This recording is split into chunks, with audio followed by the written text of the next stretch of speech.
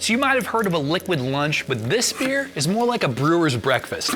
It's the Salted Nut Roll Ale made by Tin Whiskers Brewing in downtown St. Paul. We stopped by to talk to founder Jeff and head brewer Mike about their scientific approach to capturing those classic candy flavors.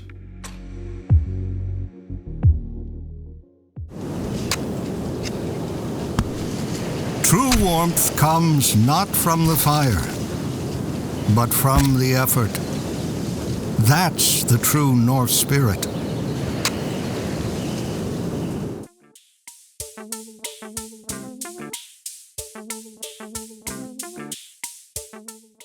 So Tin Whiskers came to be, like many breweries these days, we started as home brewers. So right out of college, I met two friends at the University of Minnesota. We're all electrical engineers. There's all this science that's just super fascinating. And then you have the whole process side of it. And then there's the art side of it. In a lot of ways, getting into brewing is very much just engineering with a different medium. Instead of circuit boards, we're engineering with beer.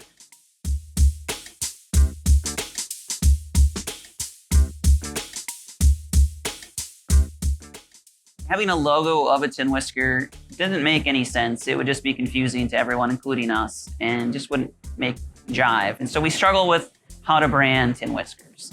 But around that time during the struggle, I was watching a lot of Futurama. And at that moment, it all kind of hit me like, well, engineers design robots, especially electrical engineers.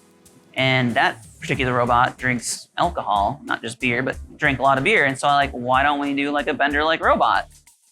Then when we were doing the mural for the space, we wanted something for that to really give some life to this thing. And the artist that came up with it made it more of a 3D kind of character.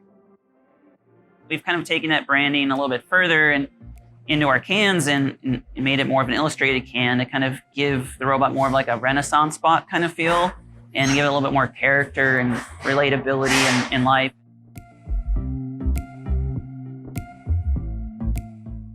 And a big part of our business has become infusions, is what we call them. We take a finished product beer and we will add other ingredients to it. We're not the gimmick brewery that will literally throw a cake in the mash tun or the brew kettle. We don't use the food that we're mimicking in what we're doing. We break it down into like 3 to 4 key flavors of what that kind of experience is, and then hone that in and pull those ingredients that we think will give those flavors into the beer and try it out on a limited infusion basis to kind of get the ratios right. I don't purchase the beer we make, and so therefore my opinion of what we should make doesn't necessarily really matter. It's about what people want to buy and what they want to drink. So when we make these beers, usually we try to get them to ferment a lot lower so that they are a little higher attenuated, so that when we come back in with some of the fruit and everything, it balances that sweetness. But sometimes people just want something really sweet. The Salted Nut Roll Ale came about kind of on the heels of Nut Goody a couple years ago.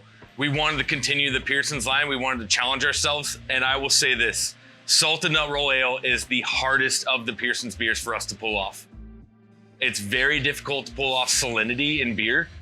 The Salted Nut Roll is all about sweet, but it's also all about salt. And so we use a mix of salted caramel and vanilla instead of nougat to keep meat products out of the beer, because I refuse. And then peanut butter. It's very difficult to process because it gets real thick, but what comes out is salted nut roll in a glass. No hops in this one really. It's not a hop forward beer, but what you get is that like salty, nutty, creamy, very drinkable taste of a salted nut roll in a glass.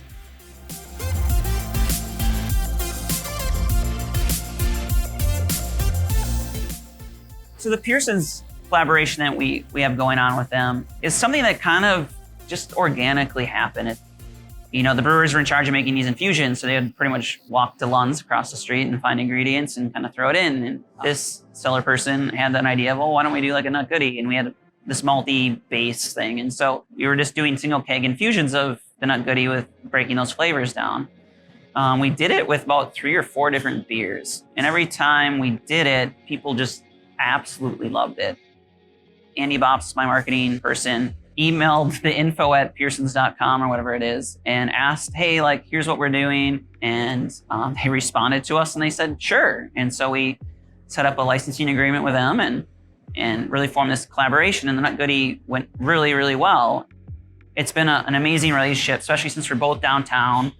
It's kind of cool that two St. Paul businesses kind of have come together like this and formed this great collaboration.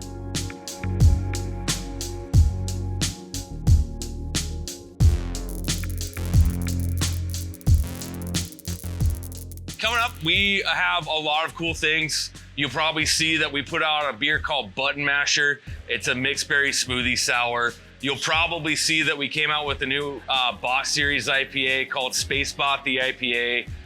It's a Spaceball themed beer and I love it. But coming up, you know, we've got obviously salted nut rolls coming. We've got blueberry wheatstone that's coming out. We've got a ton of infusions coming out in the tap room as always.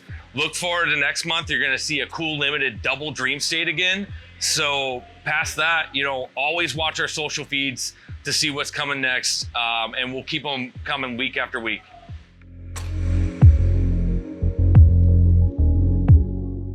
I think we all have a thing we're a little nerdy about, whether it's, you know, cooking or, you know, Game of Thrones or whatever it may be. And we embrace that and we want others to embrace that. Like, it's okay to be a nerd. It's okay to kind of geek out about things every once in a while, you know, especially like after the year we've had this past year, find something to geek out about. Like, seriously. Thanks for joining us. Thanks for coming out and getting salted nut roll. Thanks for supporting craft beer. Don't just support us, support all of our neighbors and our friends and continue to drink good Minnesota beer.